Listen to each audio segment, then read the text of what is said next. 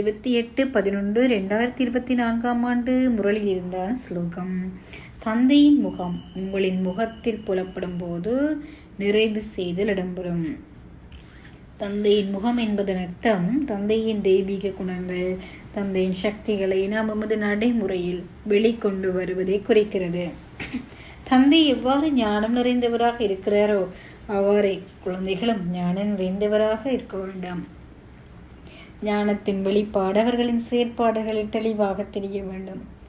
எமது இறுதி இலக்கு தந்தைக்கு சமமானவர் ஆகுவதாகும்.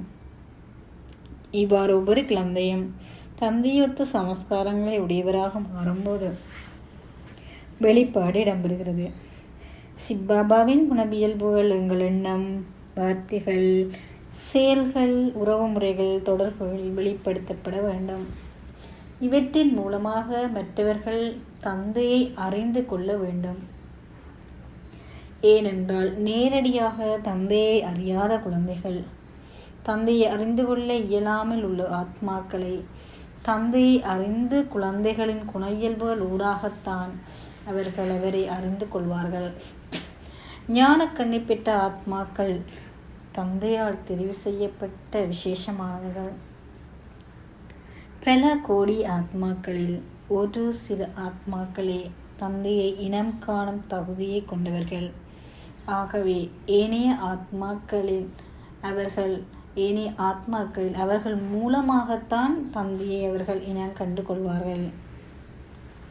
உள்ளார்த்தமாக தந்தையின் குண இயல்புகளை கிரகித்து தமது வாழ்க்கையில் நடைமுறையில் போடும் இந்த ஆத்மாக்களின் பௌதீகமான முகங்கள் கூடி தந்தையின் பிரகாசத்தை வெளிப்படுத்தக்கூடியதாக இருக்கும்.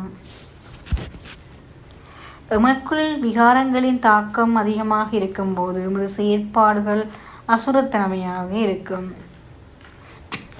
அவ்வாறு நாம் ஏனைய ஆத்மாக்களுடன் இத்தகைய குணங்களுடன் நாம் நடந்து கொள்ளும் போது தந்தையை நாம் அவதூறு செய்வது போன்றதாகும். ஏனென்றால் எமது தந்தை ஆசிரியர், குருவாக இருப்பவர் மேலானவர்களின் குழந்தைகளும் அவர்களின் செயற்பாடுகளும் அதி உயர்வாகத்தான் இருக்கும். இதில் நாம் கவனம் செலுத்த வேண்டியது அவசியம். ஆகவே எமது ஒவ்வொரு செயற்பாடுகளிலும் நாம் தந்தையை வெளிப்படுத்தக்கூடியவர்களாக ஆக வேண்டும். ஞானம் பெற்ற ஒவ்வொரு குழந்தையும் இவ்வாறு தம்மை மாற்றி அமைத்து கொள்ளும் பொழுது ஞானம் பெறாத எத்தனையோ ஆத்மாக்கள் அவர்கள் மூலமாக நன்மையை பெற்றுக்கொள்வார்கள். ஏனென்றால் தந்தை கல்யாணக்காரி, நன்மை பயப்பவர். அதே போல குழந்தைகளும் ஏனையவர்களுக்கு நன்மை பயப்பவர்களாக இருக்க வேண்டும். அப்பொழுதுதான் அவருடைய இந்த பணி நிறைவு பெறும். ஓம் சாந்தி.